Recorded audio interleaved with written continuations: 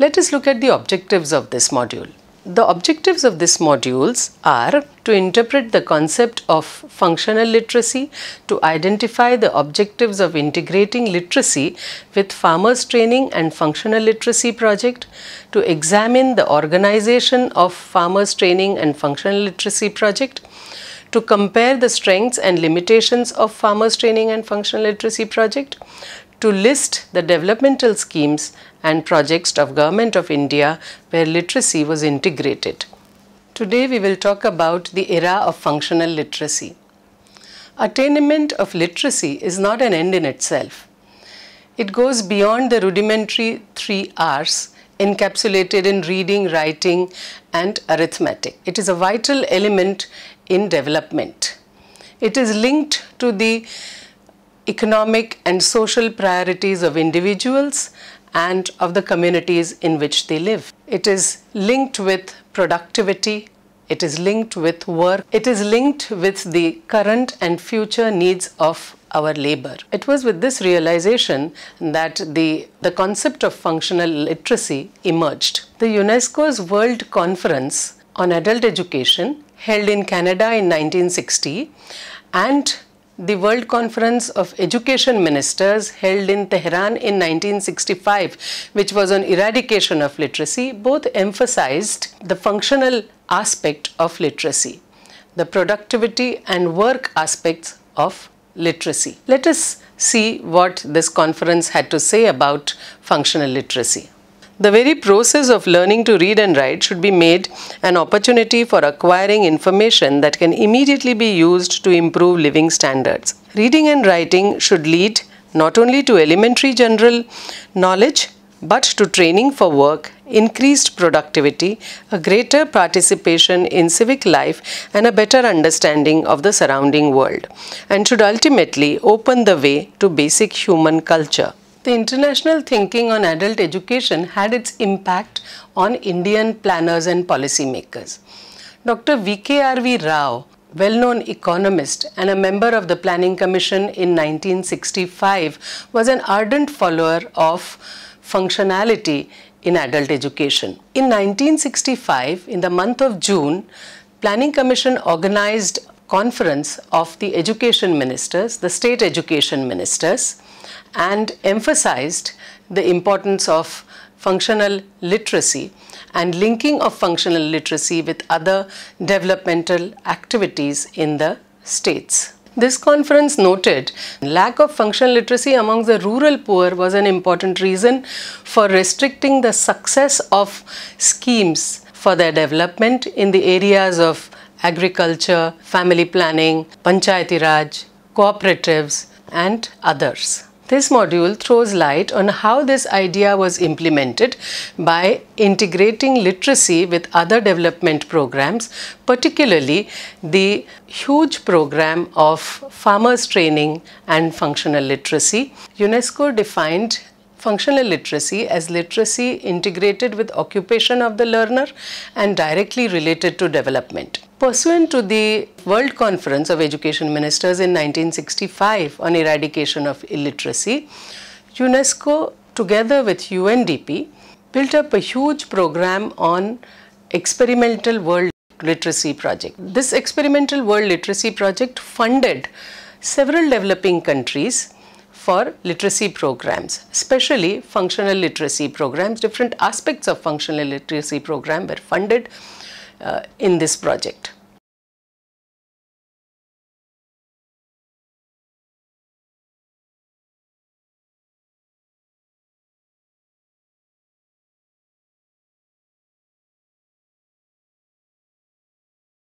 Let us look at the objectives of this experimental world literacy project. The main objectives of experimental world literacy project were to test and demonstrate the economic returns of literacy, to test and demonstrate social returns of literacy, to study the mutual relations and influences between literacy training among working population and development, Under the Experimental World Literacy Program, India received financial assistance from UNDP for integrating literacy into other developmental programs, especially those conducted by other departments like the Department of Food and Agriculture, Department of Information and Broadcasting, Department of Social Welfare. Let us now look at the Farmers Training and Functional Literacy Program more closely. It was an inter-ministerial program started in 1967-68. Literacy was a vital component of this program. This was so because literacy was expected to enhance the gains of other activities of this program, which was meant to improve the competency of the farmers in implementing the program of high-yielding variety of wheat selected by the Government of India in the context of improving their productivity, development and the Green Revolution. Literacy was such an important activity in this program because it was expected to improve the farmers in certain competencies. Particularly, it was expected that the farmers will be able to read and understand labels on fertilizer bags, fill up loan application forms, input cards, keep simple account of operations and read and make use of simple extension bulletins, rural newspapers, etc. As mentioned earlier, this was an interministerial program and the aim of this interministerial program was training about 5 million farm families in 100 selected HYP districts, imparting functional literacy to 1 million adults at the cost of 90 million rupees.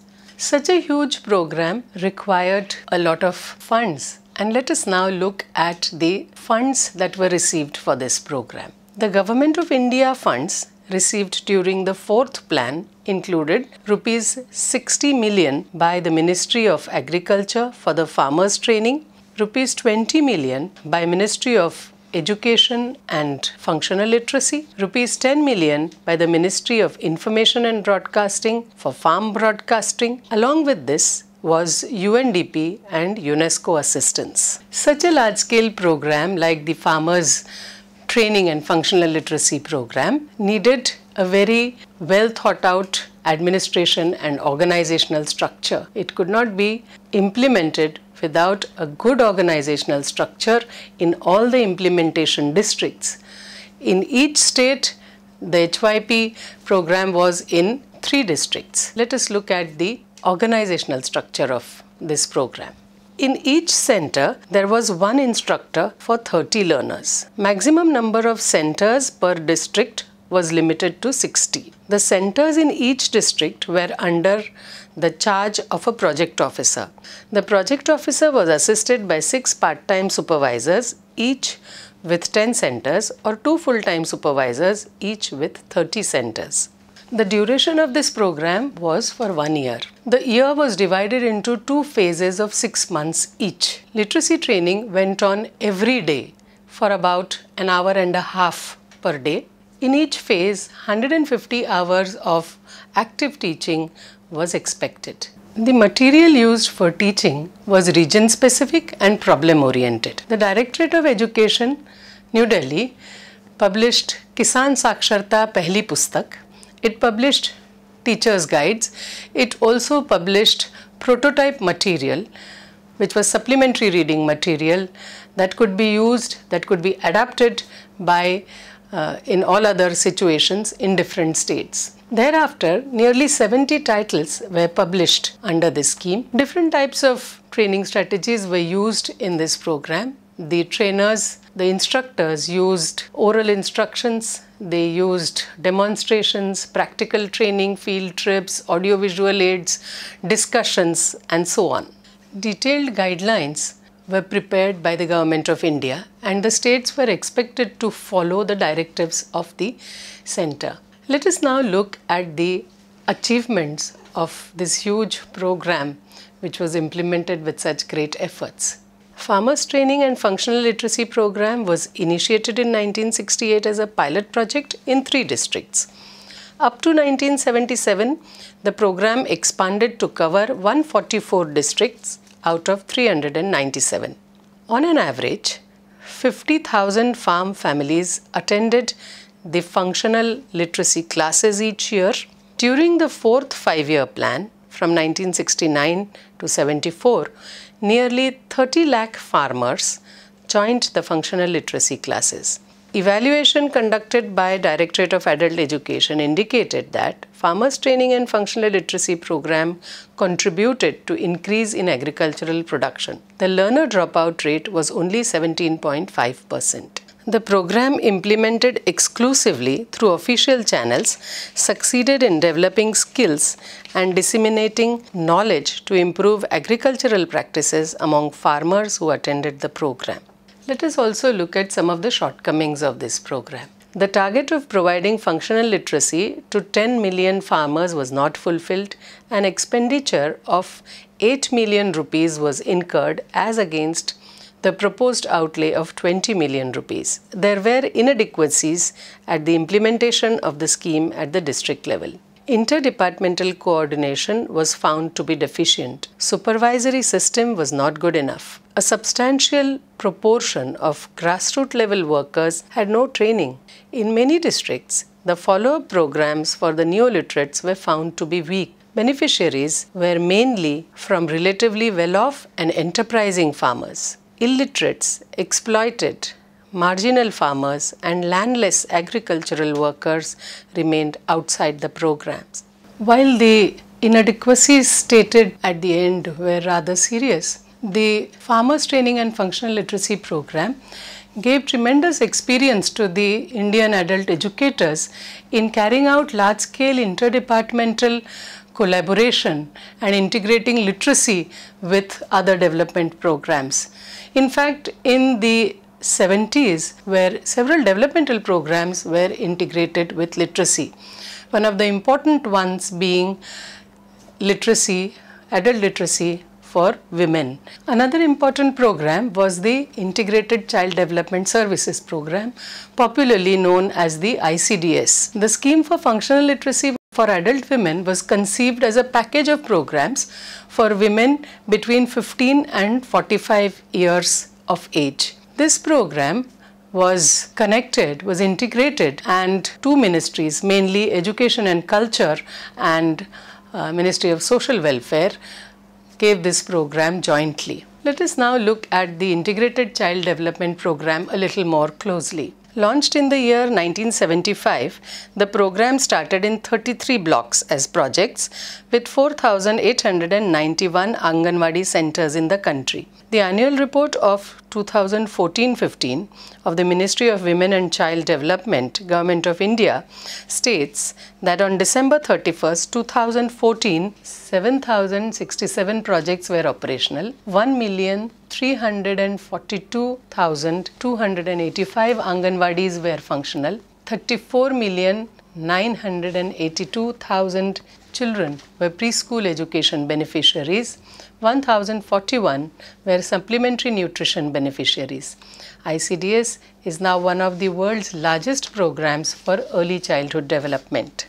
Now let us look at the objectives of this huge project of ICDS. The objectives are to improve the nutritional and health status of children in the age group of 0 to 6, to lay the foundation of proper psychological, physical and social development of the child, to reduce the incidence of mortality, morbidity, malnutrition and school dropout, to achieve effective coordination of policy and implementation amongst the various departments to promote child development, and to enhance the capability of the mother to look after the normal health and nutritional needs of the child through proper nutritional and health education. Adult literacy was added as a component to this program so that the women beneficiaries of this program would become literate, and it would help in attainment of the objectives stated earlier. Functional literacy classes were organized by the Anganwadi workers in the ICDS project, and the Anganwadi workers were paid a sum of 50 rupees for this work. The content of literacy included health and hygiene, food and nutrition, child care, civic responsibilities, and so on. This helped them to become better mothers and take care of their children in a better manner. As I said, the ICDS program started in India in 1975. It continues today even after 30 years as one of the largest programs for preschool education and development. Today we have Dr. Rita Sonawat with us, who has been associated with this program for over a decade. She has engaged in training of Anganwadi workers, supervisors and project officers of this program. She has long experience and long association with this program. Let us see what she has to say about the program as it is today. As Professor Chakravarti has very rightly said, ICDS program is one of the best programs in India. This is a flagship program of Government of India. Mrs. Hillary Clinton said that India's ICDS program on paper is one of the best programs in the world. Most of the children, they are coming from the families where they are first generation learner, and there in the family, when we have visited, what we have observed is children, they don't have environment at home where they can do reading and writing. So we found out what is the reason for this, and we came to know that the mothers, and most of the time even fathers, they are not educated. They are doing some small business, or they are doing some skilled jobs. So resources are not at home, and parents even, they are not aware that what they should be doing this child when the child comes from the Anganwadi. So when we had interviewed with the parents, we came to know that they don't have knowledge about infant stimulation program, stimulation what to give to the child, the importance of socialization, the importance of reading and writing, importance of storytelling. And when we have spoken to the Anganwadi workers related to this, then we thought there is a little difference between the two. Anganwadi workers, they are doing lot of efforts in this direction, but there is no reinforcement from the home. So it's very important that teacher and mother, they should be speaking the same language with the child for the better development of the child. So it's very important that these mothers should be trained in a literacy, in a education program, and they should be having some skills how to learn for themselves, as well as after they learn how they can teach their children. Because unless the mother is educated, it is very difficult for her to understand the value of education and give the proper knowledge to the child. So I personally feel if Anganwadi workers are trained in a literacy program and they can have a group meeting where they can give this program to the Anganwadi workers, then our preschool education program will be very successful. As very well said by our expert, an educated mother would be an asset to this particular program, where the Anganwadi workers are training them to be good mothers, to be and equipping them with skills of child rearing, nutrition, health of children. A literacy program, literacy component attached to this program would certainly make it a stronger program, so that the mothers can reinforce what has been given to them by the Anganwadi workers.